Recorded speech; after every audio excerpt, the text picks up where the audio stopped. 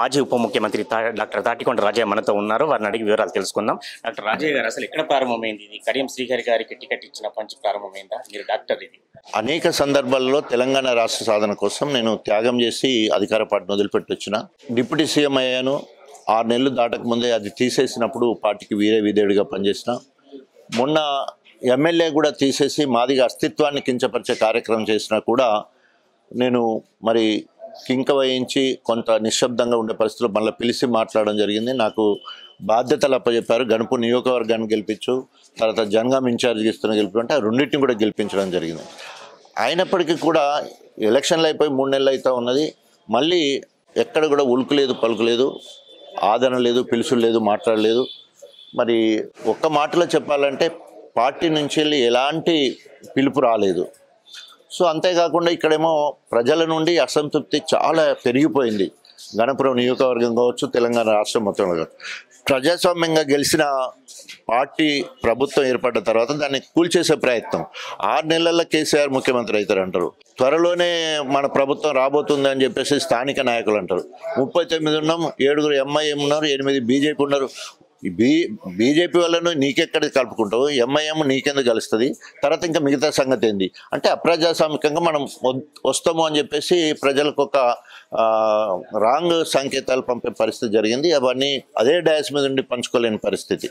సరే, ఏదేమైనా కూడా ప్రజల మనోభావాలకు అనుగుణంగా ముందుకు పోవాలి. గణపురం నియోజకవర్గంలో తిరుగుతున్న సందర్భం కానీ, రాష్ట్రం మొత్తంలో తిరుగుతున్న సందర్భంలో కానీ ఎక్కడకుండా కూడా అసంతృప్తి కనిపిస్తూ ఉన్నది.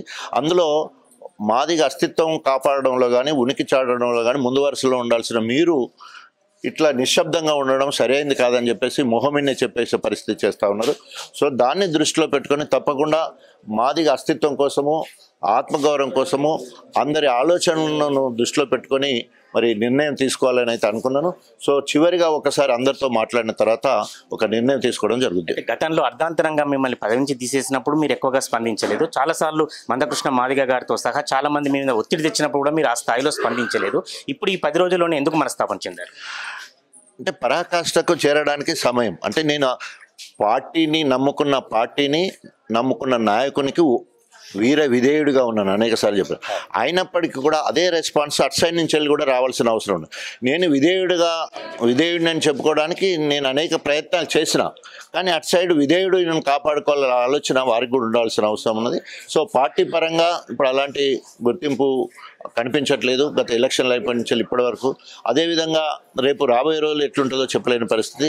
ఇప్పటికే ప్రజలకు దూరమైనప్పుడు ప్రజా సంక్షేమ కార్యక్రమాలు, ప్రజా సమస్యల మీద పోరాటం చేయాల్సి ముందుకు పోవాల్సింది వదిలిపెట్టేసి అధికారం కోసమే కొట్లాడే పరిస్థితి కనిపిస్తుంది. మాకు అధికారం కావాలని చెప్పేసినట్టే మాట్లాడడం జరుగుతుంది. అదే అప్రజాస్వామికం. నేను దానికి ముందు మనస్తాపానికి గురయ్యాను. ఎందుకంటే మనము ప్రజా సమస్యల మీద పోరాటం చేద్దాం, ఇగో నీకు ఈ బాధ్యత చెప్తున్నా, ఈ జిల్లా చూసుకో లేదా ఈ నియోజకవర్గం చూసుకో అంటే దాని మీద మనం ఏదైనా పని చేస్తాను కావాలి.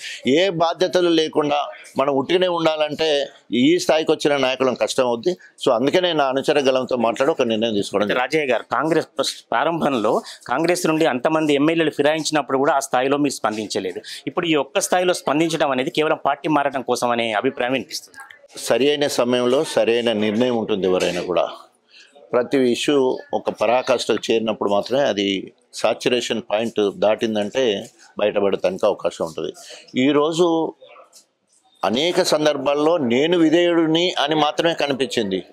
పార్టీని ఇన్ని రకాలుగా కాపాడింది అనే దానికి మనకి ఎక్కడ కూడా కనిపించదు. ఒక ఉప ముఖ్యమంత్రి స్థాయి వ్యక్తికి ఇప్పటి వరకు మెల్లిమెల్లిగా డిగ్రేడ్ చేసుకుంటూ రావడం జరిగింది, కానీ అప్గ్రేడ్ చేసిన సందర్భం ఎక్కడ కనిపించలేదు. సో మనకి ఏ బాధ్యత అప్పచెప్పినా, అది హుజూర్ నగర్ బాధ్యత కావచ్చు, మునుగోడు బాధ్యత కావచ్చు, ఎక్కడ ఏ బాధ్యత అప్పచెప్పినా కూడా గొప్పగా పనిచేసినాం. మన జనగాం బాధ్యత కూడా అదే రకంగా చేయగలిగినాం. సో కాబట్టి సరి అయిన ప్రాధాన్యత పార్టీలో దొరకపోవడం ఒకటైతే, తర్వాత రెండోది నా జాతి మొత్తం కూడా నన్ను కూడా వ్యతిరేకించే పరిస్థితి వస్తున్నది. సో కాబట్టి నా జాతి కోసం, నా మాదిగ అస్తిత్వం కోసం, అదేవిధంగా ఆత్మగౌరవం కోసం తప్పకుండా ఒక నిర్ణయం తీసుకోవాలని ఆలోచనకు మాత్రం రావడం జరిగింది. ఆ నిర్ణయం ఏ రకంగా ఉండాలనేది నా అనుచరగంతో కూర్చొని మాట్లాడిన తర్వాత నిర్ణయం తీసుకున్నాను. ఈ వార్తలు వచ్చిన నేపథ్యంలో మీతో ఎవరైనా పార్టీ వాళ్ళు మాట్లాడే ప్రయత్నం చేస్తారా? బీఆర్ఎస్ కు సంబంధించి ఇప్పటివరకు అయితే అలాంటిది ఏం జరగలేదండి. మీతో పాటు ఇంకెవరైనా తీసుకుపోయే ఆలోచన ఉందా? ఇంకా అసంతృప్తి ఉన్న వాళ్ళని అది పేపర్లనే చూస్తున్నాము, అనేక రకాలుగా చూస్తూ ఉన్నాము. అంటే ఆనాడు టీడీఎల్పీ లేకుండా కానీ టీఆర్ఎస్ఎల్పి లేకుండా కానీ తర్వాత ఇది అనేక సందర్భాల్లో అప్రజాస్వామికంగా తీసుకున్నది గతంలో జరిగింది. వాళ్ళు ఇటు వీళ్ళు అటు గుంజుకుంటామని, నువ్వు చేస్తే నేను ఊరుకుంటున్నాను, నేను చేస్తే నువ్వు ఊరుకుంటానని మాట్లాడుకుంటున్నారే ఉన్నారు. సో ఏదేమైనా ఆ జోలికి నేను పోకుండా నా వరకు వచ్చేసే వరకు నేనైతే చాలా తీవ్రమైన అసంతృప్తిలో ఉన్నాను. తప్పకుండా నా అనుచర గలంతో మాట్లాడి ఒక నిర్ణయం తీసుకుంటాను. ఇవాళ పార్టీకి రాజీనామా లేఖ పంపిస్తున్నారా ఈరోజు?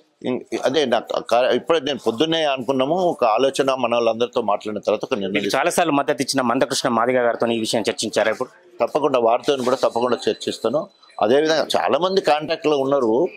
దళిత నాయకులు అన్న వాళ్ళు అది ఏ పార్టీలో ఉన్నా కూడా నాకు మాత్రం దగ్గరలోనే ఉన్నారు. ఇప్పుడు ఉదాహరణకి బీజేపీకి సంబంధించిన దళిత యువమోర్చా రాష్ట్ర అధ్యక్షుడు అయిన శ్రీధర్ తమ్ముడు అతను పోయి అన్న నీ దగ్గరికి వస్తే నేను కలుస్తా అంటాడు. మరి బీజేపీ అయినంత మాత్రం కలవద్దు కదా, కులం మాదిగా కదా, ఒక్కటి కదా. సో అనేక సందర్భాలు అనేక మంది కలుస్తుంటారు. కానీ మనం చివరిగా ఏ నిర్ణయం తీసుకుంటాం అనే దాని మీదే ఉంటుంది. సో తప్పకుండా ఈ 2-3 రోజులలో ఒక సరి అయిన నిర్ణయం తీసుకొని ప్రజల లేదా నా అనుచరుల అభిప్రాయం మేరకు ముందుకు పోవడం జరుగుతుంది.